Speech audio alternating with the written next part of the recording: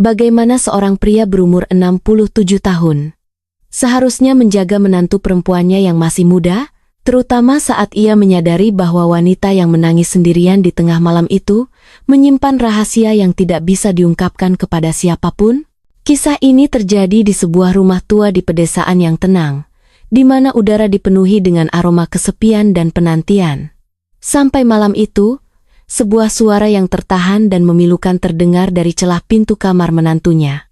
Aku tidak pernah menyangka bahwa karena rasa iba yang berujung pada pengamatan diam-diam, hal itu justru menyulut api terlarang. Apa yang terjadi di antara kami? Apakah itu penyelamatan bagi jiwa-jiwa yang kesepian? Ataukah sebuah kejatuhan yang tidak bisa kembali lagi? Bapak? Apakah Bapak melihat sesuatu? Jam 1 pagi, dari celah pintu terdengar suara gemetar menantuku. Jangan takut, aku hanya tidak sengaja. Aku tahu, aku sudah tahu semuanya. Betapa banyak penderitaan yang kamu tanggung sendirian. Wajahnya seketika menjadi pucat pasi, ekspresinya penuh dengan rasa malu dan panik. Maafkan aku, benar-benar maafkan aku. Ini bukan salahmu, seorang wanita muda yang hidup sendirian, beberapa hal memang sulit dihindari. Tapi ini benar-benar memalukan. Dia membungkus dirinya erat-erat dengan selimut dan mulai menangis sesenggukan. Adi, sudah berapa lama dia tidak pulang? Sudah 3 bulan. Aku sudah tidak melihatnya selama 3 bulan. Jadi, selama 3 bulan ini kamu selalu sendirian seperti ini? Iya, setiap malam aku sendirian. Mendengar ini, hatiku terasa seperti robek. Ternyata selama 3 bulan ini, menantuku melewati setiap malam yang sepi dengan cara seperti itu. Sekar, jika kamu tidak keberatan, mungkin aku bisa membantumu. Matanya seketika membelalak, wajahnya penuh dengan ketidakpercayaan. Apa yang Bapak katakan? Jangan memaksakan diri sendirian lagi, bahuku bisa kamu pinjam untuk sementara. Tapi aku adalah menantu Bapak. Aku tahu.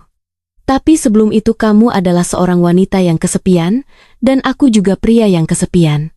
Malam itu, hujan deras mengguyur di luar jendela.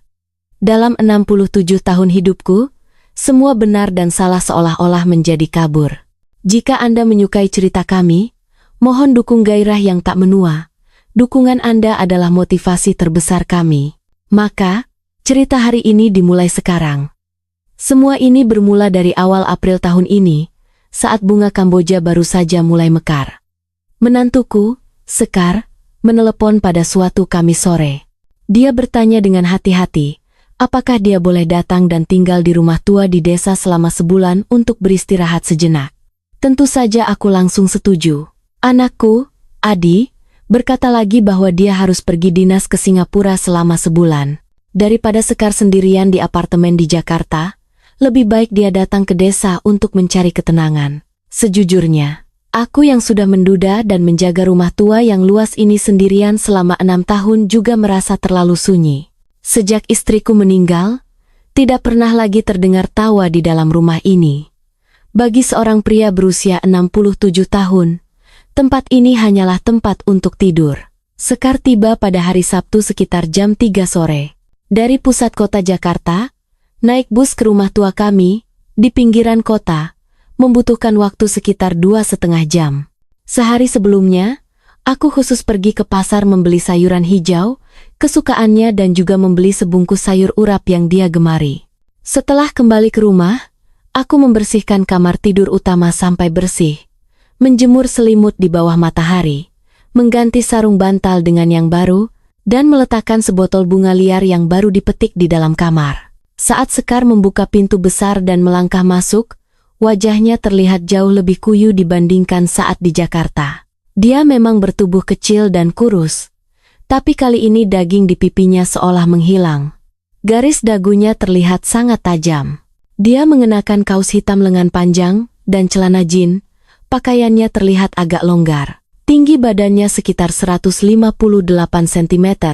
Dipadukan dengan wajah yang tidak bersemangat itu, membuat hatiku terasa perih. Sekar hanya membawa 1 koper kecil. Untuk orang yang akan tinggal selama sebulan, barang bawaannya terlalu sedikit. Aku mengambil koper itu dan mengantarnya ke kamar tidur utama. Dia menghirup aroma matahari pada selimut dan tersenyum tipis.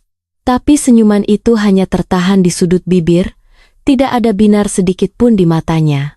Makan malam pertama berlangsung sangat tenang. Aku menyajikan sayuran hijau yang sudah direbus, dan memasak sepanci sup tahu yang hangat.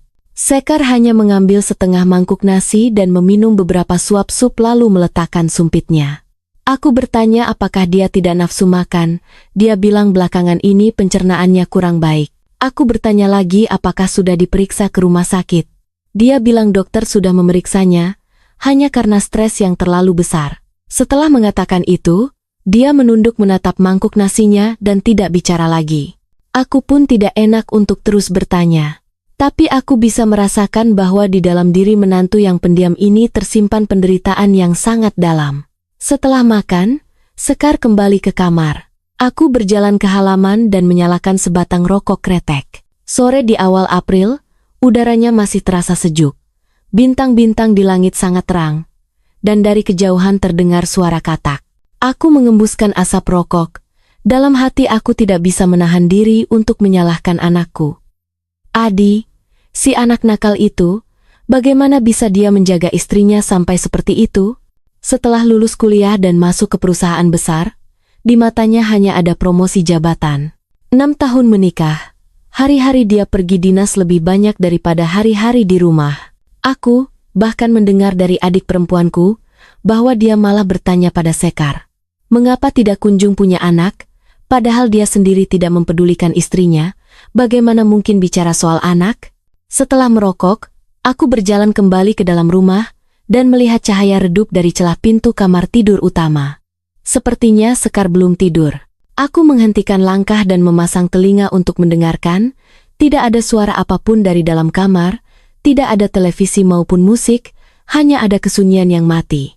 Keheningan yang berlebihan ini justru membuatku merasa ada yang tidak beres. Aku ke dapur minum segelas air, lalu kembali ke kamar kecilku sendiri. Saat istriku masih ada, kami tidur di kamar utama.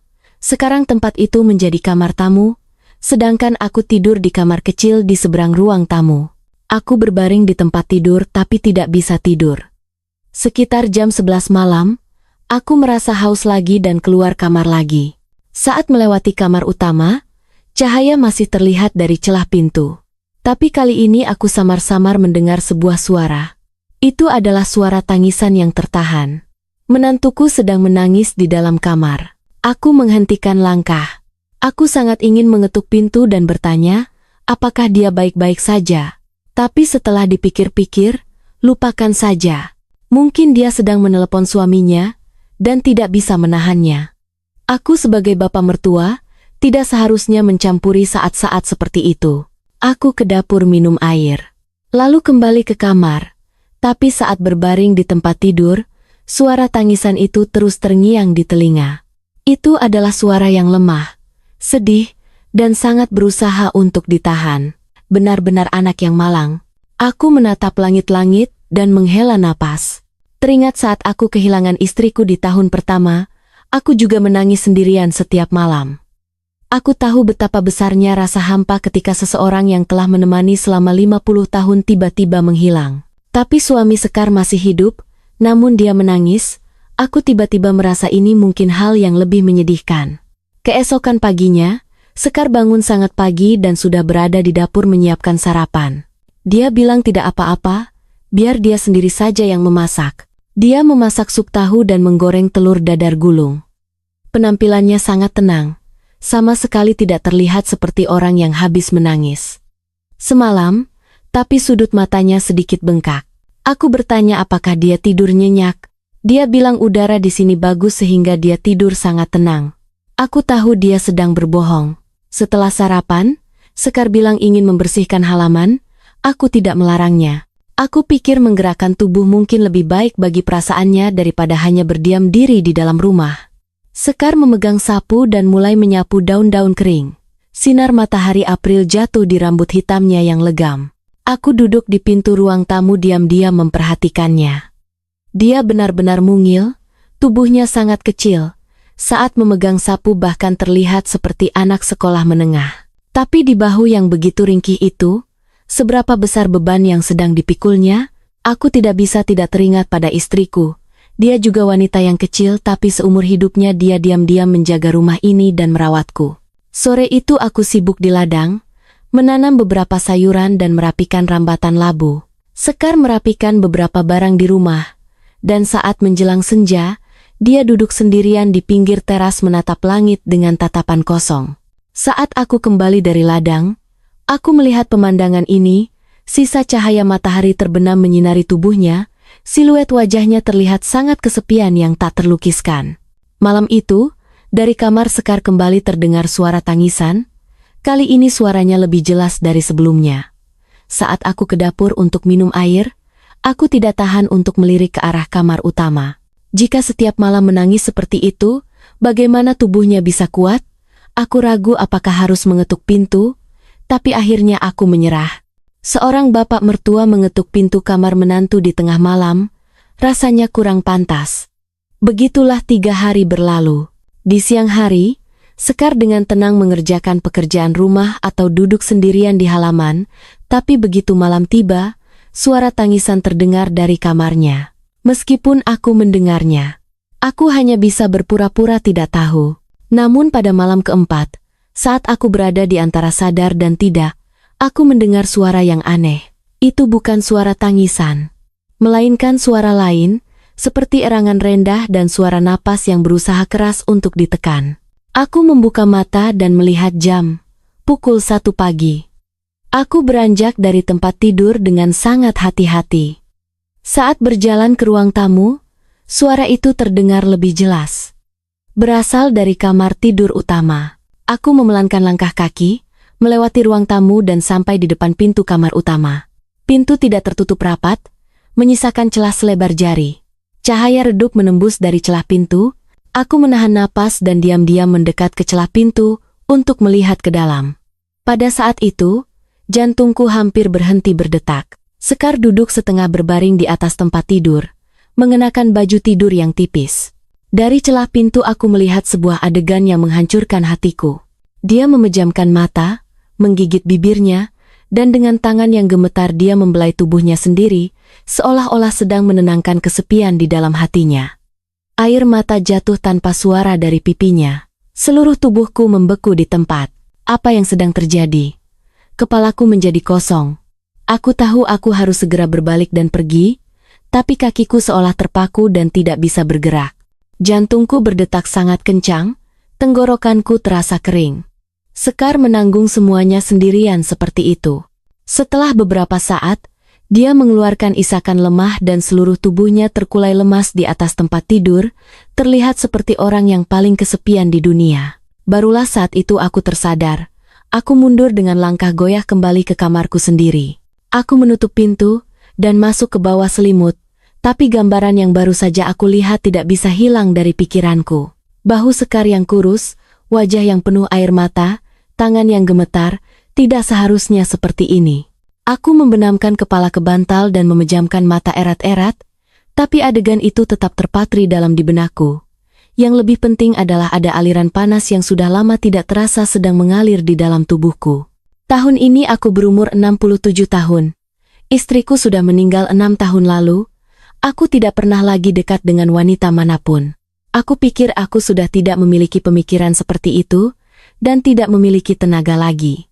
Tapi malam itu, aku baru menyadari bahwa perasaan yang sudah lama tertidur di lubuk hatiku seolah-olah terbangun. Sejak hari itu, aku tidak berani menatap mata Sekar secara langsung. Baik saat di meja makan atau saat berpapasan di halaman, aku secara tidak sadar menghindari tatapannya. Di kepalaku terus berputar gambaran malam itu, saat menantuku duduk di pinggir tempat tidur, sambil menangis menenangkan dirinya sendiri. Itu sudah terukir dalam di hatiku. Keesokan paginya saat sarapan, Sekar bertanya padaku dengan hati-hati, "Bapak, apakah Bapak merasa tidak enak badan?" Aku tersentak kaget, hampir saja menjatuhkan sumpit. Aku buru-buru bilang tidak. Aku baik-baik saja. Sekar berkata lagi bahwa wajahku terlihat kurang bagus. Apakah semalam tidak tidur nyenyak? Ya, tentu saja aku tidak tidur nyenyak. Setelah melihat menantuku, mencoba melepaskan kesepian sendirian. Bagaimana mungkin aku bisa tidur nyenyak? Tapi kata-kata seperti itu tentu tidak bisa aku ucapkan. Aku hanya bisa berdalih bahwa karena faktor usia, kualitas tidurku belakangan ini kurang baik. Siang itu aku tidak pergi ke ladang, melainkan bersembunyi di gudang kecil di belakang rumah untuk merapikan barang-barang. Karena aku tidak tahu bagaimana harus berada di ruangan yang sama dengan Sekar. Daripada disebut tidak nyaman, lebih tepatnya aku merasa takut.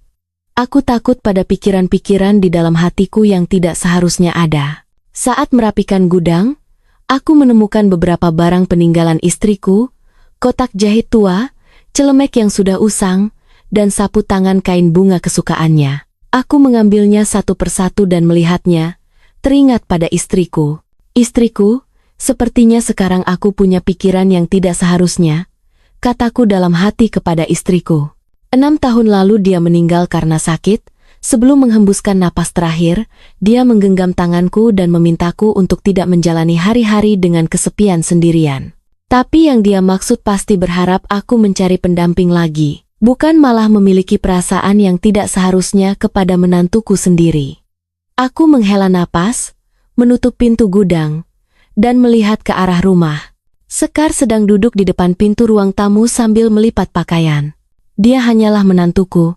Aku memperingatkan diriku sendiri, dia adalah istri anakku. Tapi rasa panas yang tidak jelas di dasar hatiku tidak kunjung surut. Menjelang senja, aku pergi ke toko kelontong di depan desa dan membeli sekotak bir. Sesampainya di rumah, aku duduk di pintu ruang tamu sambil minum. Aku butuh sedikit alkohol untuk mematikan perasaanku yang kacau. Sekar membawakan makan malam dari dapur, ada tumis daging dan sayuran rebus.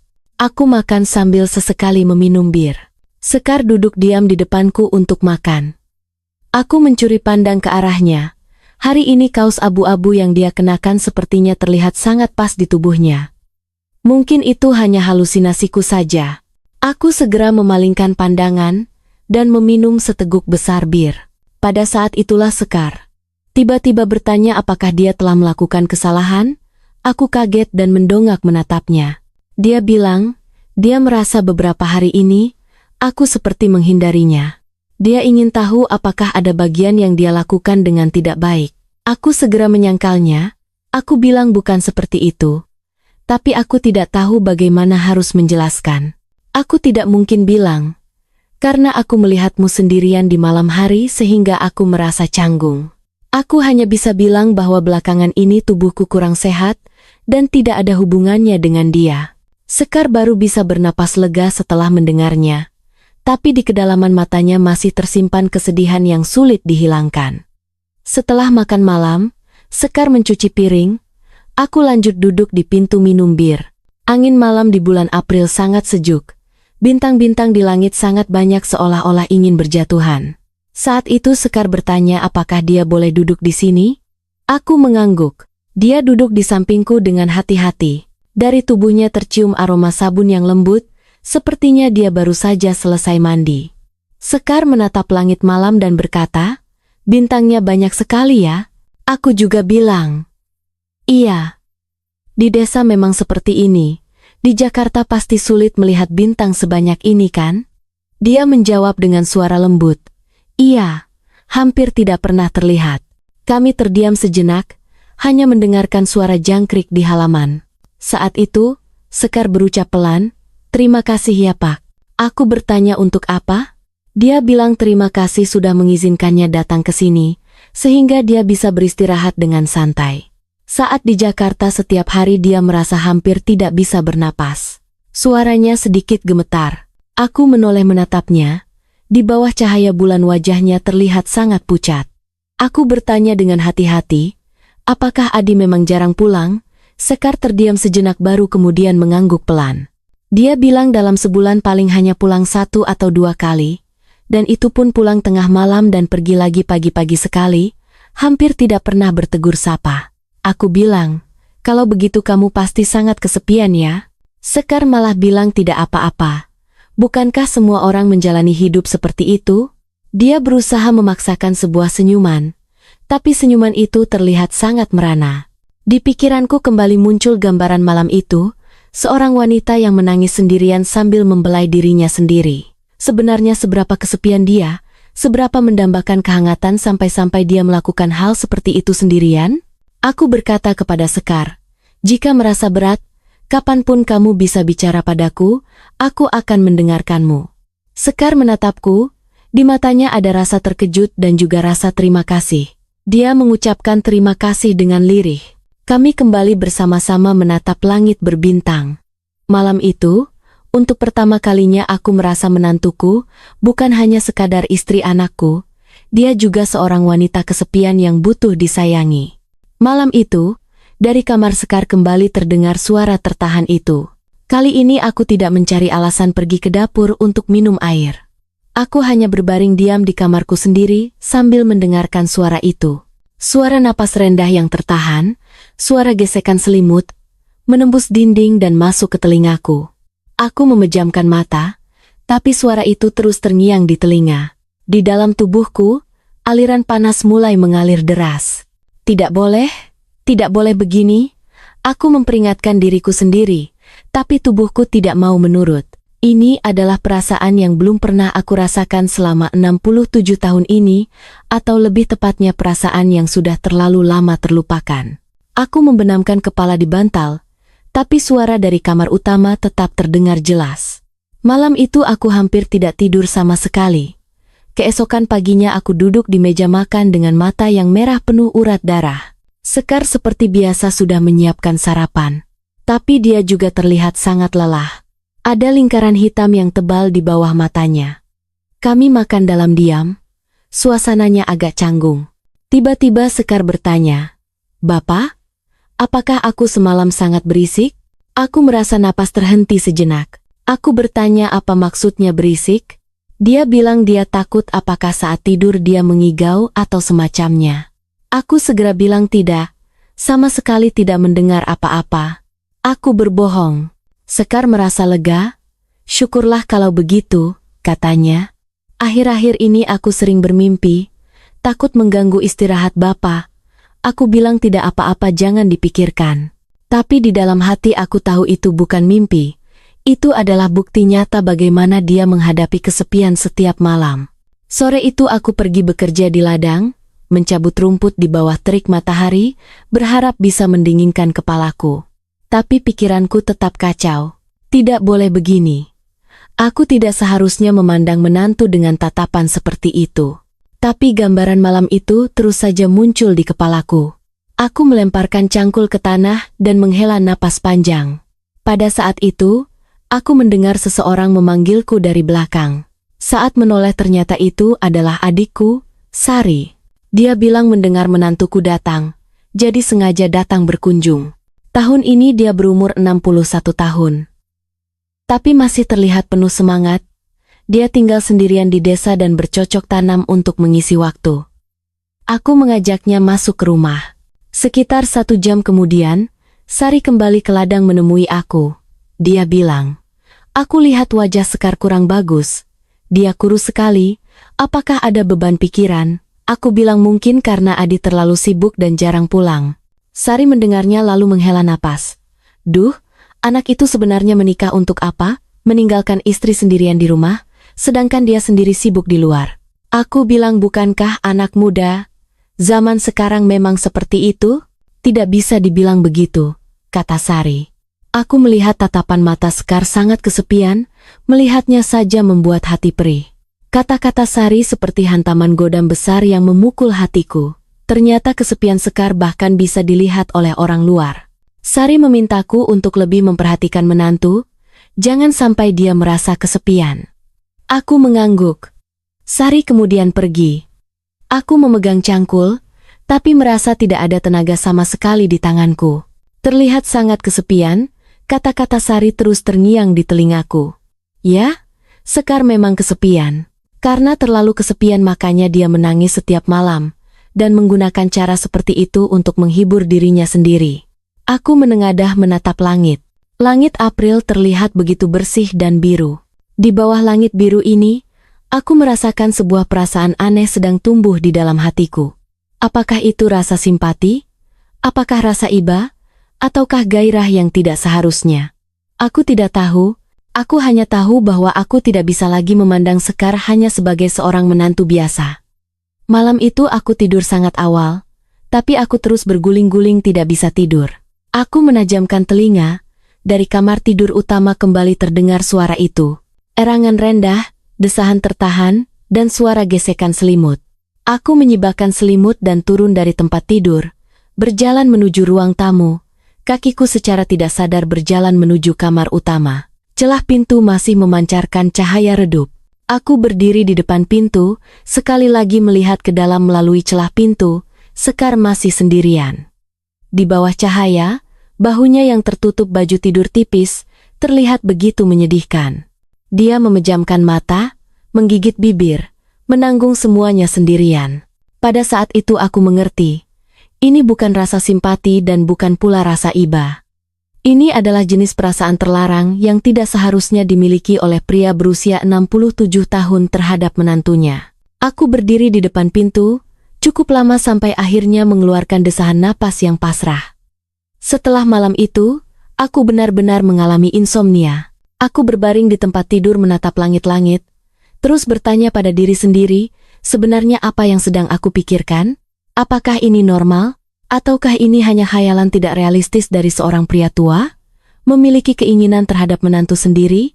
Seorang bapak mertua berusia 67 tahun memandang menantunya dengan tatapan seperti itu. Ini sudah pasti salah. Tapi di kepalaku terus berputar gambaran itu. Sekar yang aku lihat melalui celah pintu sedang menangis, bayangan punggungnya yang kesepian. Wanita ini sedang menanggung kesepian yang sangat besar. Pemikiran ini membuat detak jantungku bertambah cepat. Ini adalah perasaan luar biasa yang belum pernah aku alami selama 67 tahun hidupku. Bahkan saat bersama istriku pun belum pernah terasa sepanas ini. Sampai jam 5 pagi aku baru bisa tidur dengan gelisah. Jam 8 pagi saat terbangun, dari dapur sudah terdengar suara Sekar sedang menyiapkan sarapan. Aku mencuci muka dan berjalan ke meja makan. Sup tahu dan telur goreng, tapi punggungnya terlihat agak kaku. Tidur nyenyak? Aku yang memulai pembicaraan. Sekar tersentak kaget. Tubuhnya gemetar sedikit. Ah, tidur sangat nyenyak. Suaranya jauh lebih kecil dari biasanya.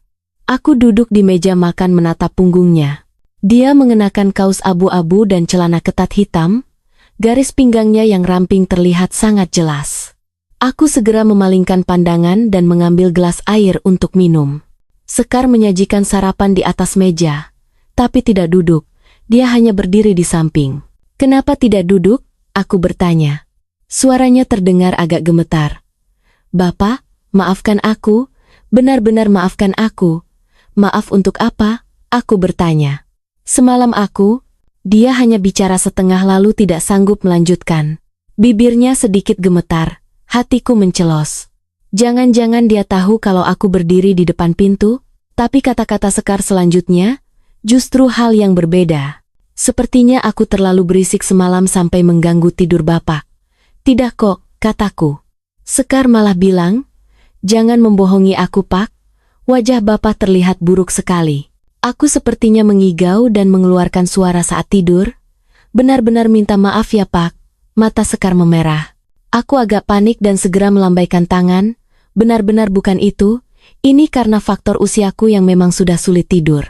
Duduklah, kataku dengan suara yang diusahakan setenang mungkin. Mari kita makan. Sekar ragu sejenak lalu duduk di hadapanku. Tapi dia hampir tidak menyentuh makanannya. Hanya mengaduk-aduk nasi di mangkuknya dengan sendok. Makanlah yang banyak, kataku, kalau tidak makan nanti tubuhmu bisa sakit. Maaf Pak. Belakangan ini aku tidak punya nafsu makan. Kenapa terus minta maaf? Aku bertanya. Kamu tidak melakukan kesalahan apapun? Mendengar kata-kata itu, Sekar mendongak menatapku. Di matanya ada rasa terkejut dan sedikit rasa tenang. Bapak, benar-benar tidak apa-apa? Benar-benar tidak apa-apa, jawabku. Tapi sebenarnya aku sangat tidak baik-baik saja. Pikiranku kacau balau. Menantu meminta maaf karena perilaku pribadinya di malam hari. Situasi ini benar-benar aneh dan sekaligus membuatku merasa kasihan padanya. Setelah sarapan Sekar mencuci piring, aku pergi ke halaman untuk merokok. Udara pagi di bulan April terasa bersih, tapi pikiranku sangat kacau. Sebenarnya apa yang harus aku lakukan? Aku tahu menantuku sangat kesepian. Aku tahu dia sedang menanggung kesendirian di bawah pengabaian suaminya. Tapi sebagai bapak mertua, apa yang bisa aku lakukan untuknya? Setelah merokok aku kembali ke dalam rumah. Sekar sedang duduk di pintu ruang tamu melipat pakaian. Aku duduk di sampingnya dengan sangat hati-hati. Sekar, aku memanggil namanya sekali. Bapak, kamu pasti sangat berat menjalani ini ya? Pertanyaan yang tiba-tiba itu membuat tangan Sekar berhenti bergerak. Dia meletakkan pakaian di tangannya. Tangannya diletakkan di atas lutut. Aku tidak apa-apa, Pak. Jangan khawatirkan aku. Kamu menangis setiap malam. Aku tahu semuanya. Kata-kataku membuat wajah Sekar seketika menjadi pucat pasi. Bapak, itu. Dia tergagap tidak bisa bicara. Adi tidak pulang? Kamu pasti sangat kesepian kan? Aku bertanya. Sekar tidak menjawab, hanya menunduk dan menggigit bibir. Bapak, maafkan aku, seharusnya aku bisa menahannya. Tidak perlu ditahan. Menangis itu bukan sebuah kesalahan. Tapi aku sudah merepotkan Bapak. Ini bukan merepotkan. Awalnya aku ingin mengulurkan tangan menepuk bahunya, tapi aku mengurungkan niat itu. Aku merasa tidak seharusnya aku melakukannya. Sekar, aku tahu kamu sangat menderita. Seberapa sepinya hidup seorang wanita muda sendirian? Aku tahu itu. Apakah kamu sudah bicara dengan Adi? Memberitahunya bahwa kamu sangat menderita? Sekar menggelengkan kepala. Tidak ada gunanya bicara. Di pikirannya hanya ada pekerjaan. Dia sama sekali tidak peduli pada rumah ini. Tapi kalian kan suami istri. Kami bukan suami istri. Suara Sekar tiba-tiba berubah menjadi dingin. Kami hanya orang asing yang tinggal di bawah atap yang sama. Dalam setahun bertemu hanya beberapa kali. Apa itu bisa disebut suami istri? Aku terdiam tidak bisa menjawab. Aku bisa merasakan betapa sakitnya hatinya saat mengucapkan kalimat itu. Makanya di malam hari, kamu sendirian melakukan. Kata-kataku belum selesai tapi Sekar sudah menatapku dengan kaget. Bapak melihatnya? Aku tidak bisa berbohong. Semalam keluar minum air dan tidak sengaja melihatnya. Pintunya tidak tertutup rapat. Wajah Sekar seketika memerah padam. Dia menutupi wajahnya dengan kedua tangan. Maaf. Benar-benar maafkan aku. Aku pasti sudah gila. Tidak, kamu tidak gila. Aku buru-buru menyahut. Itu adalah hal yang normal. Seorang wanita muda yang hidup sendirian, wajar jika mengalami hal seperti itu. Tapi itu sangat memalukan. Sampai dilihat oleh Bapak, Sekar mengangkat wajahnya, air mata sudah mengalir turun. Melihat air matanya, hatiku terasa hancur. Jangan merasa malu. Setiap manusia pasti memiliki kebutuhan. Lalu bagaimana dengan Bapak? Apakah Bapak juga merasakannya? Sekar tiba-tiba bertanya padaku. Aku tertegun. Bukankah Bapak juga sendirian? Apakah Bapak tidak merasa kesepian? Aku sudah tua. Aku bicara setengah lalu berhenti. Apakah kalau sudah tua tidak akan merasa kesepian? Mata Sekar menatapku lurus. Di matanya tersirat rasa ingin tahu yang tulus. Aku terdiam cukup lama sebelum akhirnya menjawab dengan perlahan. Ya, aku juga merasa kesepian. Aku juga manusia. Sudah 6 tahun hidup sendirian itu tidak mudah. Lalu Bapak juga. Aku pun sesekali merasakannya. Pengakuanku membuat mata Sekar membelalak lebih besar lagi, tapi di matanya tidak ada kejutan, melainkan lebih banyak rasa pemahaman. Ternyata Bapak juga merasa sangat kesepian ya? Iya. Aku sangat kesepian. Kami terdiam cukup lama duduk di sana. Di halaman terdengar suara burung berkicau. Sinar matahari April terasa hangat menyinari tubuh kami. Bapak, Sekar memanggilku. Bolehkah aku bertanya satu hal yang agak aneh? Pertanyaan apa? Bagaimana cara Bapak menyelesaikannya? Perasaan kesepian itu. Napasku seketika terhenti. Menantu bertanya hal seperti itu kepada bapak mertua. Ini sendiri sudah melampaui batas. Aku hanya bisa menahannya. Setelah terbiasa akan baik-baik saja. Apakah kalau ditahan akan menjadi baik? Tidak. Tidak akan menjadi baik, hanya akan menjadi kebiasaan secara perlahan. Jawabanku membuat Sekar tersenyum pahit. Sepertinya aku pun hanya bisa membiasakan diri secara perlahan, membiasakan diri dengan kesepian ini. Mendengar kalimat itu, hatiku terasa seperti dicubit oleh sesuatu. Seorang wanita muda berusia 34 tahun. Harus menjalani hidup dengan membiasakan diri pada kesepian selama puluhan tahun ke depan, ini terlalu kejam. Tanpa sadar aku membuka mulut, Sekar, jika mungkin aku bisa membantumu. Mendengar kalimat itu, Sekar mendongak menatapku dengan terkejut. Membantuku? Apa maksudnya? Aku ragu-ragu cukup lama. Aku tahu kalimat ini tidak boleh diucapkan. Sekali terucap maka tidak akan bisa ditarik kembali. Tapi mulutku sudah tidak terkendali lagi. Saat kamu merasa kesepian dan merasa berat sendirian, jika kamu mau, aku bisa menemanimu. Wajah Sekar berubah menjadi pucat pasi. Dia menatapku dengan pandangan tidak percaya. Apa yang Bapak katakan sekarang? Aku tahu ini tidak benar. Tapi Sekar, kamu masih muda. Tidak seharusnya hidup dalam kesepian seperti ini. Tapi aku adalah menantu Bapak. Aku tahu, karena itulah aku bilang ini adalah pemikiran yang gila. Aku mengulurkan tangan menggenggam tangan Sekar. Tangannya sangat dingin, tapi Sekar, kita berdua adalah orang yang kesepian. Jika memang begitu, kita saling memberi kehangatan sedikit, apakah itu benar-benar salah? Sekar tidak bicara, hanya air mata yang terus mengalir deras. Pikirkanlah baik-baik, pikirkanlah pelan-pelan. Jika kamu merasa bisa, beritahu aku nanti. Aku melepaskan genggaman tanganku dan berdiri. Saat hendak berjalan keluar halaman, dari belakang terdengar suara Sekar. Bapak. Aku menoleh kembali. Dia masih duduk di tempat yang sama sambil menangis. Apakah benar-benar boleh? Aku tidak tahu. Tapi setidaknya ini akan lebih baik daripada sekarang. Sekar mengangguk. Lalu dia berkata dengan suara kecil, aku akan memikirkannya baik-baik. Aku berjalan ke halaman dengan jantung yang berdetak sangat kencang. Aku tidak tahu apa yang baru saja aku katakan, dan tidak tahu apa yang akan terjadi selanjutnya. Aku hanya tahu aku telah mengajukan sebuah saran yang tidak bisa ditarik kembali, dan menantuku, dia tidak menolaknya. Setelah hari itu, selama 3 hari penuh aku dan Sekar hampir tidak ada percakapan. Saat bertemu di pagi hari hanya saling mengangguk, saat makan pun dilalui dengan kesunyian yang mencekam.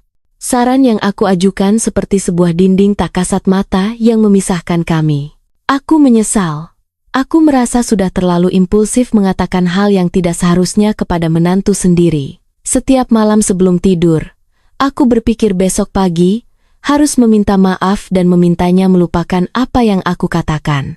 Tapi setiap pagi tiba, kata-kata itu seolah sulit untuk diucapkan. Sekar pun sama, dia menjadi lebih pendiam dari sebelumnya, di wajahnya tidak ada lagi senyuman. Saat mengerjakan pekerjaan rumah pun, dia seperti robot yang tidak memiliki emosi. Di hari ketiga, cuaca tiba-tiba berubah menjadi buruk.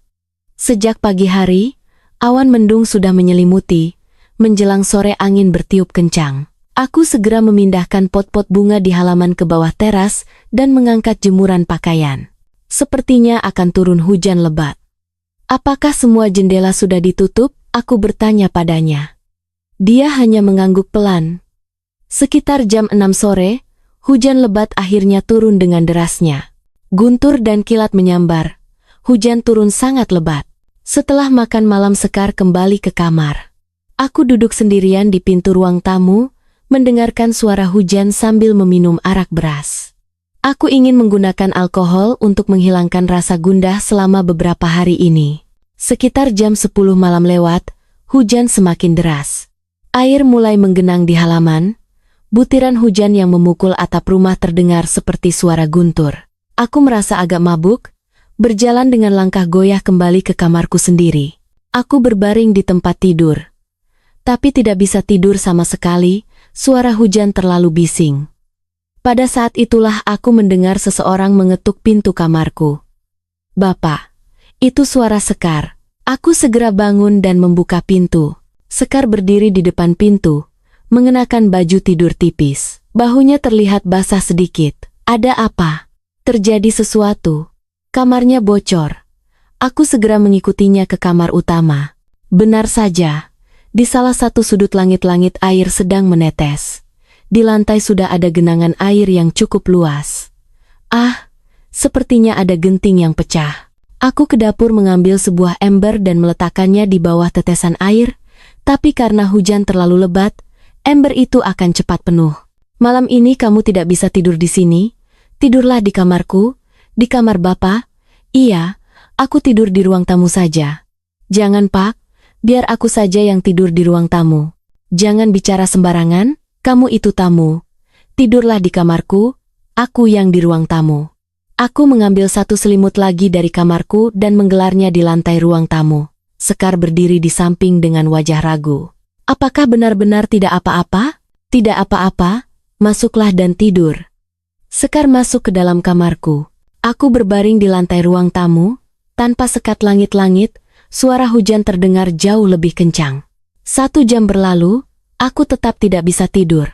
Lantai terasa sangat keras dan pinggangku sakit, suara hujan juga sangat bising. Pada saat itulah pintu kamarku terbuka. Bapak, apakah Bapak sudah tidur? Suara Sekar terdengar. Belum. Di ruang tamu Bapak mana bisa tidur? Masuklah dan tidur di dalam. Tidak apa-apa. Aku tidur di sini saja. Bapak, suara Sekar agak gemetar. Aku takut. Suara petirnya terlalu besar. Aku tidak berani sendirian. Aku pun duduk. Sekar berdiri di depan pintu dalam cahaya yang remang-remang. Wajahnya terlihat sangat pucat. Bisakah Bapak masuk dan menemaniku? Kalimat itu membuat jantungku berdegup sangat kencang. Seorang menantu meminta bapak mertuanya tinggal dalam satu kamar yang sama. Ini sudah bukan lagi permintaan yang sederhana. Aku berdiri pelan dan masuk ke dalam kamarku sendiri. Di dalam kamar terasa sangat hangat. Sudah tergelar 2 buah selimut di lantai, satu di sudut kamar dan satu lagi di seberangnya. Bapak tidur di sana ya? Aku mengangguk dan berjalan menuju salah satu selimut tersebut. Kami masing-masing berbaring. Meskipun lampu sudah dimatikan, setiap kali ada kilat maka di dalam kamar akan menjadi terang sesaat. Bapak, dari kegelapan terdengar suara Sekar. Apakah apa yang Bapak katakan 3 hari lalu itu sungguh-sungguh? Napasku tertahan. Bapak bilang bisa membantuku, apakah itu benar? Sekar, aku. 3 hari ini aku terus memikirkannya. Suaranya bergetar. Awalnya aku merasa ini terlalu konyol. Bagaimana mungkin bapak mertua dan menantu? Tapi kata-katanya terputus oleh suara guntur yang menggelegar. Tapi aku benar-benar terlalu kesepian, terlalu menderita. Aku sudah tidak sanggup lagi menjalani ini sendirian. Aku berbaring di dalam selimut sambil mengepalkan tangan erat-erat. Bukankah bapak juga merasa kesepian yang sama? Sudah 6 tahun hidup sendirian. Jika memang begitu, apakah kita tidak bisa saling membantu?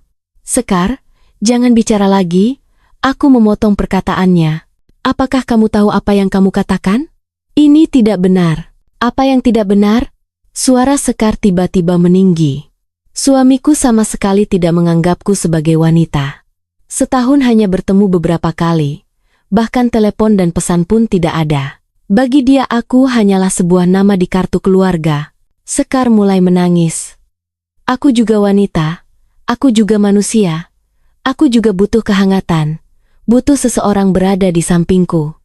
Aku menyibakkan selimut dan turun dari tempat tidur. Di dalam kegelapan aku berjalan menuju sisi tempat tidur Sekar. Aku berlutut di depan selimutnya. Sekar, tenanglah dulu, kamu sekarang. Sekar duduk dari selimutnya dan meraih tanganku. Tolong jangan biarkan aku sendirian lagi. Setidaknya untuk malam ini, biarkan aku merasa bahwa aku tidak sendirian. Sebuah kilatan cahaya melintas, dalam cahaya itu aku melihat wajah Sekar. Itu adalah wajah yang penuh air mata dan penuh dengan kerinduan. Tolong, katanya lirih. Pada saat itu, pertahanan terakhir di dalam hatiku benar-benar runtuh. Logika, moralitas, dan etika yang telah dibangun selama 67 tahun semuanya hancur lebur. Aku mengulurkan tangan dan memeluk Sekar dengan erat di dalam pelukanku. Tubuhnya yang mungil gemetar di dalam pelukanku. Sangat hangat. Benar-benar terasa sangat hangat. Ini adalah suhu tubuh wanita yang telah aku rindukan selama 6 tahun. Bapak, maafkan aku. Aku sudah tidak tahan lagi. Aku memegang wajah Sekar dengan kedua tanganku. Lalu aku mencium bibirnya dengan lembut. Dia pun mengulurkan tangan memeluk leherku dan membalas ciumanku. Kami berciuman seperti itu. Kesepian selama 67 tahun dan kekurangan selama 34 tahun semuanya meleleh dalam ciuman ini. Saat bibir kami terpisah, Sekar berbisik di telingaku, "Aku sangat gugup, aku juga. Ini pertama kalinya aku segugup ini. Aku juga." Aku membaringkan Sekar dengan lembut di atas selimut. Dia memejamkan matanya, bulu matanya yang panjang bergetar. "Sekar, sekarang masih sempat jika kita ingin berhenti." Mendengar kata-kataku, Sekar membuka matanya. Dia mengulurkan tangan membelai pipiku. "Tidak, aku tidak ingin kesepian lagi." Kalimat itu bagiku adalah sebuah izin. Di luar jendela hujan deras masih mengguyur, guntur menggelegar dan kilat menyambar. Tapi semua kebisingan itu seolah-olah menghilang. Aku hanya bisa merasakan keberadaan Sekar. Suhu tubuhnya yang hangat dan napasnya yang gemetar memenuhi seluruh indraku. Dalam 67 tahun hidupku, baru pertama kalinya aku merasakan hal seperti ini.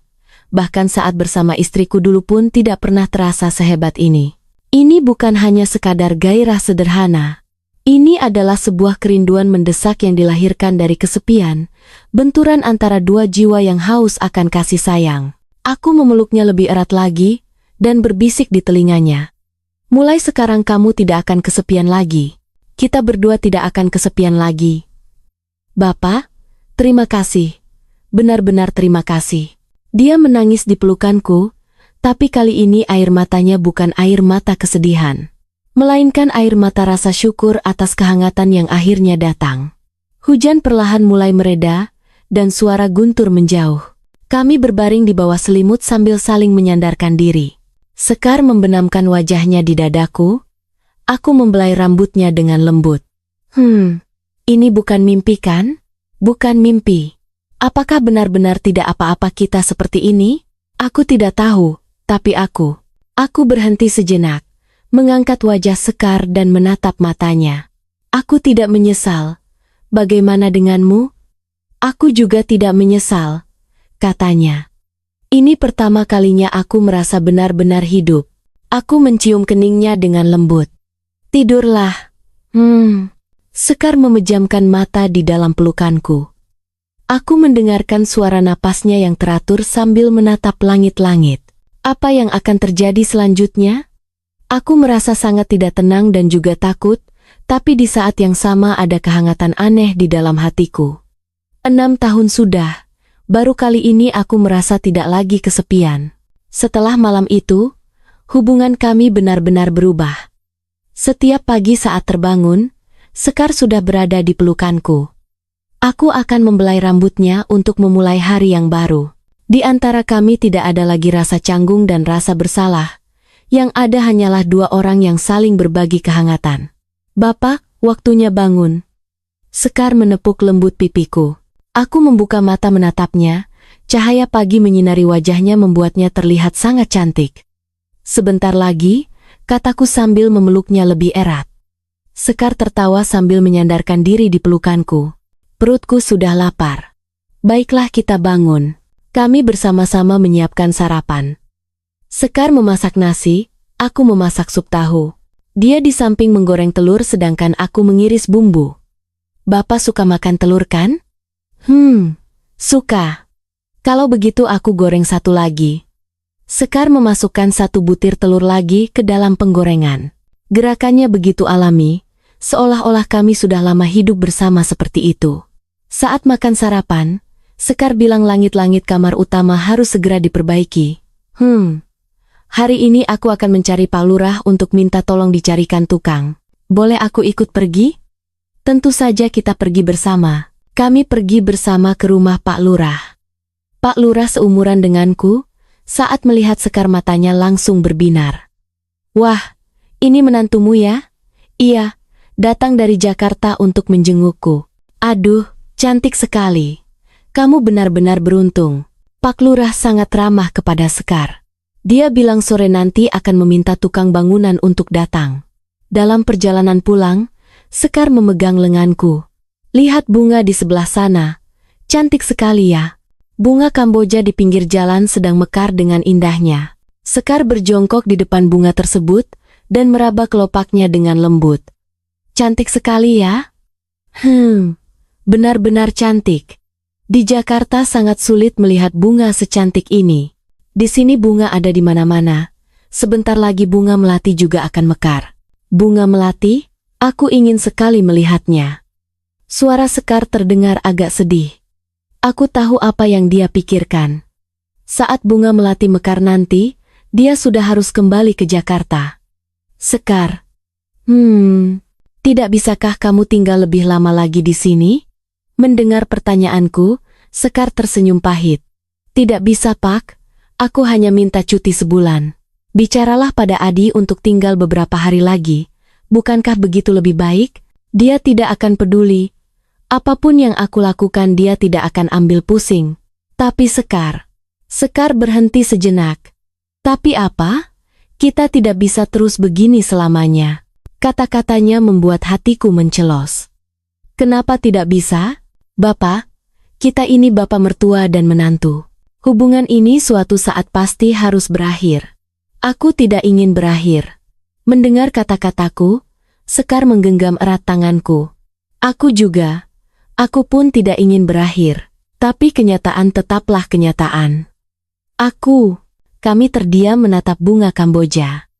Angin musim semi meniup kelopak bunga yang bergoyang-goyang. Sore itu tukang datang dan memperbaiki langit-langit kamar utama. Tapi Sekar tidak pindah kembali ke kamar utama.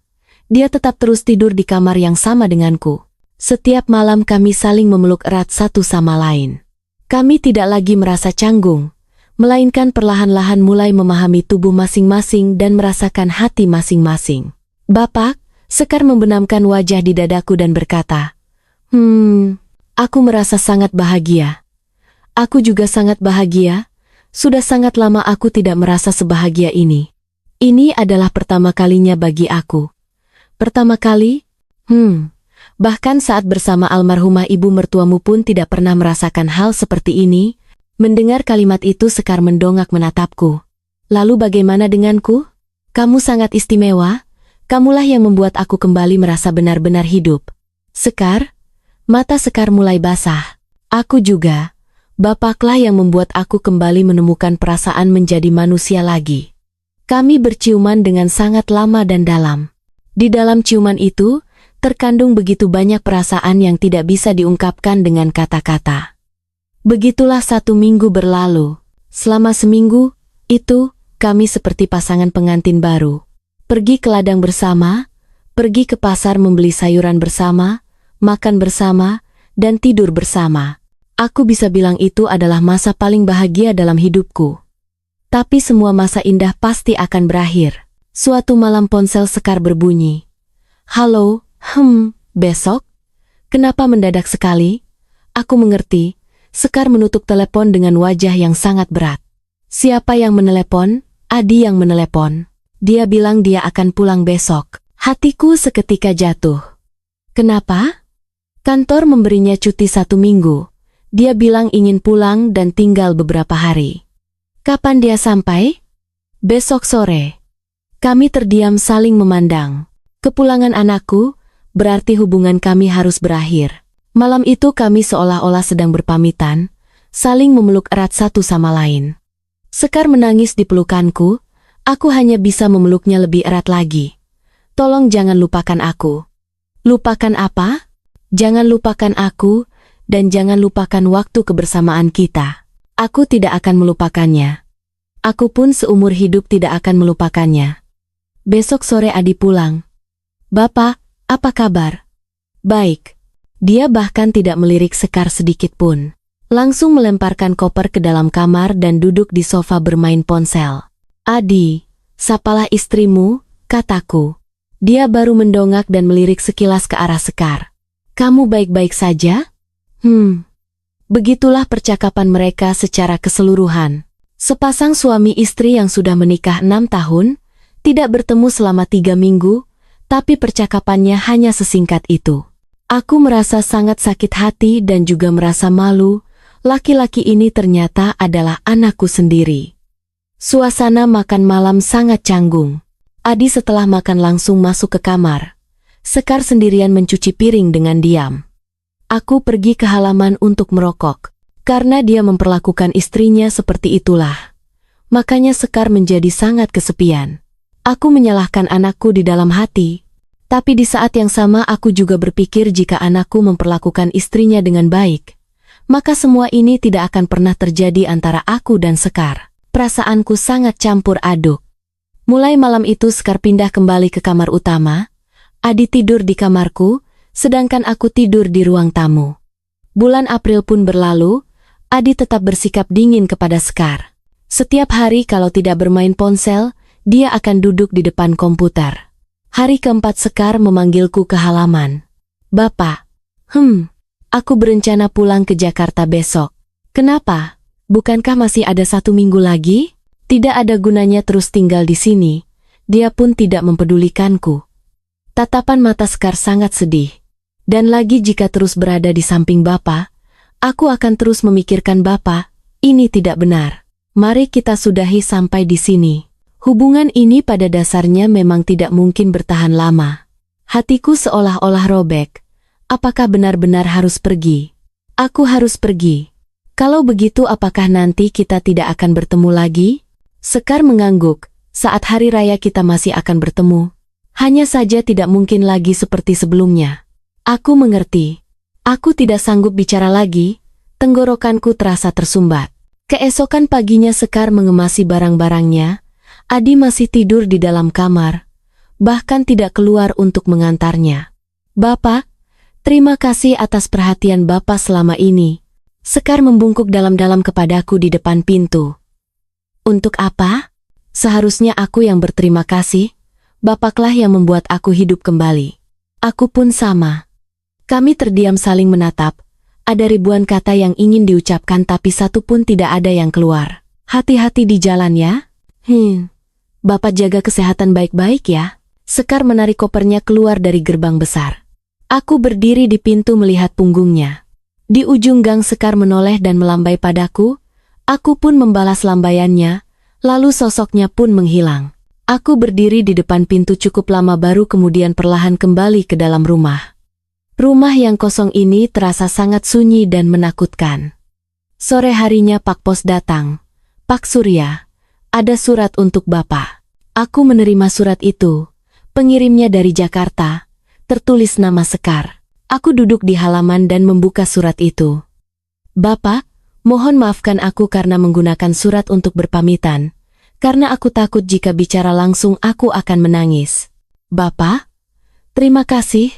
1 bulan yang aku habiskan di sini adalah musim semi terhangat dalam hidupku. 6 tahun menikah. Aku tidak pernah merasakan perasaan dicintai. Tapi saat bersama Bapak dalam waktu yang singkat, aku pertama kalinya merasa sebagai seorang wanita, sebagai seseorang yang dihargai. Aku tidak tahu apakah apa yang kita lakukan itu benar atau salah. Di mata orang lain ini mungkin sesuatu yang tidak bisa dimaafkan, tapi aku tidak menyesal, dan mohon Bapak juga jangan menyesal. Kita hanyalah 2 jiwa yang kesepian yang saling memberi kehangatan saja.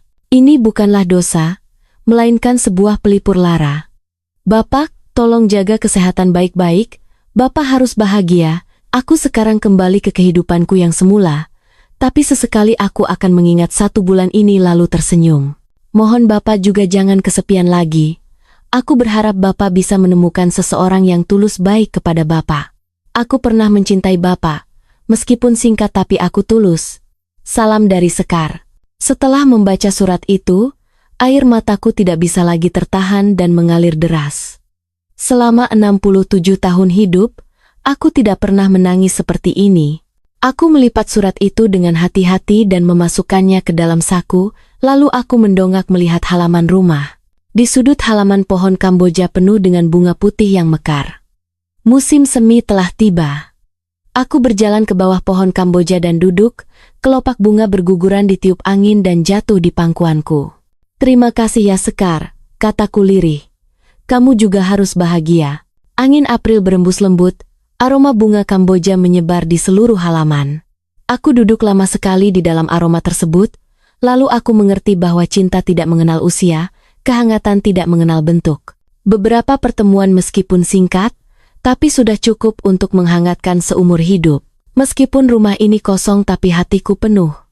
Karena kenangan musim semi yang ditinggalkan oleh Sekar telah mengisi rumah ini dan juga mengisi hatiku. Beberapa hubungan mungkin memang tidak seharusnya didefinisikan dengan pandangan duniawi. Di dalam rumah tua yang kesepian itu, seorang pria berusia 67 tahun dan seorang wanita berusia 34 tahun, yang mereka cari bukanlah stimulasi terlarang, melainkan sebuah cahaya kecil untuk saling menghangatkan di dalam malam yang panjang. Pertemuan mereka seperti hujan musim semi yang lembut, membasahi tanpa suara tanah yang sudah lama kering di hati masing-masing, membiarkan mereka kembali menemukan perasaan dihargai dan dipahami. Di akhir cerita, musim semi berlalu dan orangnya pun pergi, halaman kembali ke kesunyian masa lalu, tapi surat itu, dan aroma bunga Kamboja, yang memenuhi taman, membuktikan bahwa ada kehangatan yang meskipun singkat, namun, cukup untuk menerangi tahun-tahun panjang yang akan datang. Bentuk cinta ada banyak sekali, dan cinta mereka membuat masing-masing memiliki keberanian untuk kembali menghadapi hidup masing-masing sendirian. Mungkin ini bukan sebuah cerita tentang benar atau salah, melainkan cerita tentang pemahaman dan belas kasih. Di dunia yang dingin ini, bisa bertemu seseorang yang bersedia mendengarkan kesepianmu sendiri adalah sebuah kebahagiaan. Yeah.